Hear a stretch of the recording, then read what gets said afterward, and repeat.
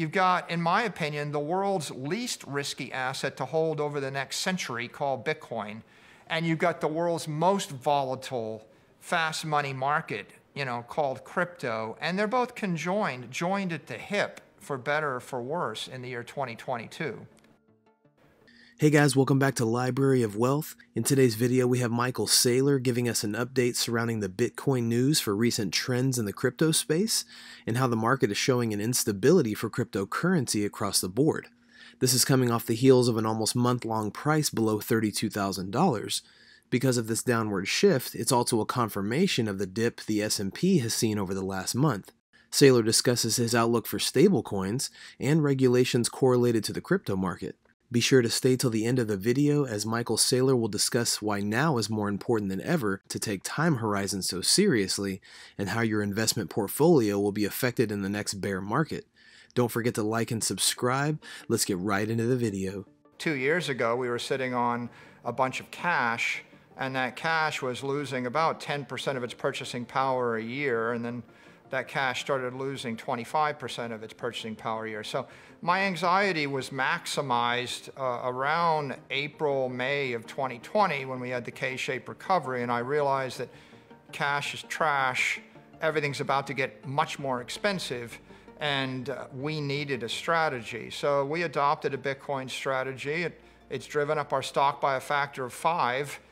In my opinion, it saved the company from a not very pleasant fate. The idea is to extract all of the data at an atomic level, like every item sold every hour of the day in every store in the world. What we discovered is the world's full of companies that have billions of lines of data, and they're trying to make sense of them, and they had to extract those sophisticated sets of data, compare them to each other. Even something as simple as how many items should I have on each store shelf? And it's worth a lot of money to get it right. And if you get it wrong, you find out that you don't have the products you need when people want to buy those things, and it costs you a lot of money. So we were in the right place at the right time there. I would boil it down to this stoic observation, right?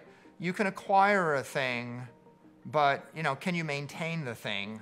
And if you can maintain the thing, can you enjoy the thing? And what I discovered is a lot of people acquire things they can't maintain, and a lot of people can maintain things, but they can't ever enjoy. And so you want to boil it down to another metaphor. It's laser focus. You have to figure out what you are the best in the world at and what you can continue to be the best at the world at in the face of unrelenting, exponentially increasing competition. And once you figure out what that is, focus on it with all of your resolve. And if you do that, then you can stay in business. You've got a solution, focus on the solution. Don't get distracted by all of your good ideas and allow it to dilute your focus on your great idea. I feel like most of my life was leading up to this point, and I understood the power of dominant digital networks like Google and Facebook and Amazon and Apple because I rode that for a decade. I also understood the detriment of not being that dominant network. MicroStrategy competes against Microsoft. We compete against companies 100 times as big as us. When we got to 2020, what I saw was the winning strategy is digital transformation if you have the dominant network. The losing strategy is to continue to work harder and exponentially harder for a currency growing exponentially weaker.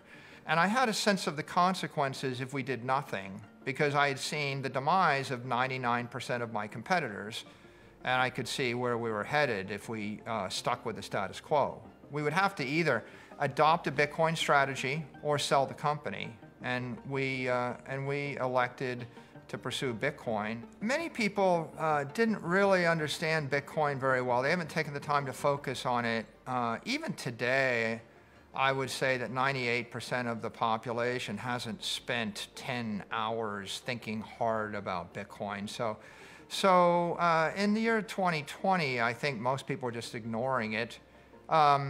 It wasn't really registering with them, maybe 1%. I think that when we talked to our investors, what was interesting is privately, most investors were aware of Bitcoin and they thought it was a good idea. Publicly, their institutions that they're part of have a 3 to 5 year time lag from the point at which they can adopt new ideas. Warren Buffett said, if you wouldn't hold it for 10 years, you shouldn't hold it for 10 minutes. So if you look at the course of 4 years, no one's ever lost money over 4 years holding Bitcoin. And if you look at, our experience, we started buying it at $10,000 and now it's up by a factor of 4. So given the right time horizon, you're fine. So it's a blessing and a curse. The blessing is it makes it the most exciting, interesting thing in the financial universe everywhere in the world. And the curse is it can induce anxiety for people that have a short attention span or are focused on a narrow time horizon. There's a lot of dynamics here. If you look at the entire crypto ecosystem, you have a set of regulatory uncertainty, especially regulatory uncertainty around stable coins and crypto tokens and whether or not they're securities. And that creates a little bit of anxiety. You have a lot of leverage offshore. Right? You have a lot of crypto exchanges that can trade with up to 20x leverage. And those crypto exchanges have many, many tokens that are cross-collateralized. And between them and the DeFi exchanges, you can get much higher than 20x leverage. So that's a second source of volatility. The crypto markets are almost designed to encourage volatility. And that creates kind of a love-hate relationship between the crypto ecosystem and the Bitcoin hodlers. The Bitcoin hodlers are holding for, a decade, and sometimes for 100 years and sometimes for 1,000 years. And yet you've got fast money hedge funds that have a tax incentive, a huge amount of leverage, and massive volatility. But you have two totally different investment mentalities here. When they come together, the result is you've got, in my opinion, the world's least risky asset to hold over the next century called Bitcoin. And you've got the world's most volatile, fast money market, called crypto. And they're both joined at the hip, for better or for worse, in the year 2022.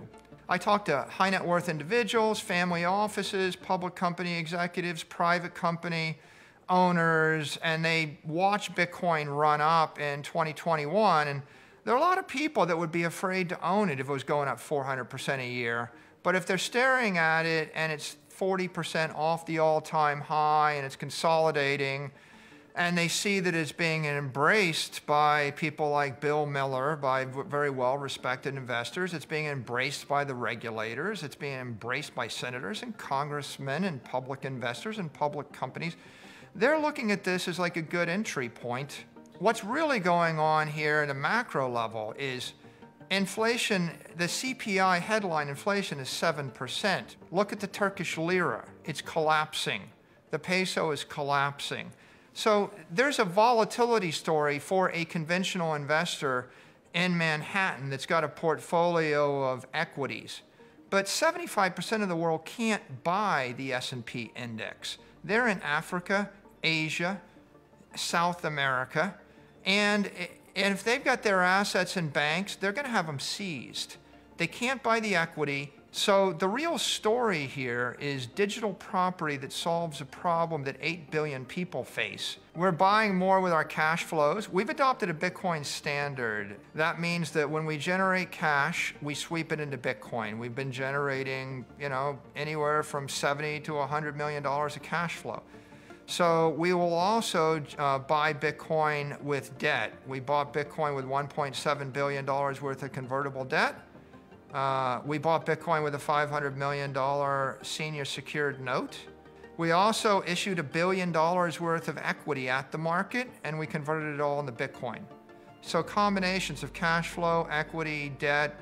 Michael Saylor is clearly certain that Bitcoin will one day be worth millions of dollars, rendering the current downturn insignificant.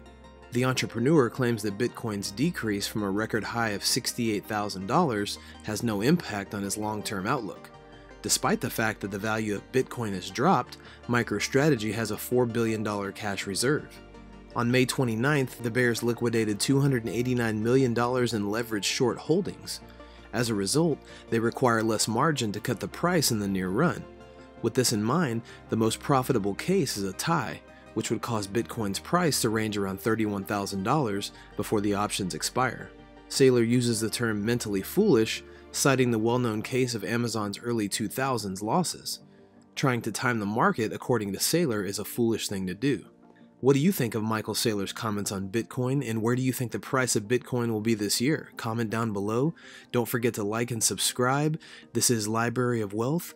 We'll see you in the next video.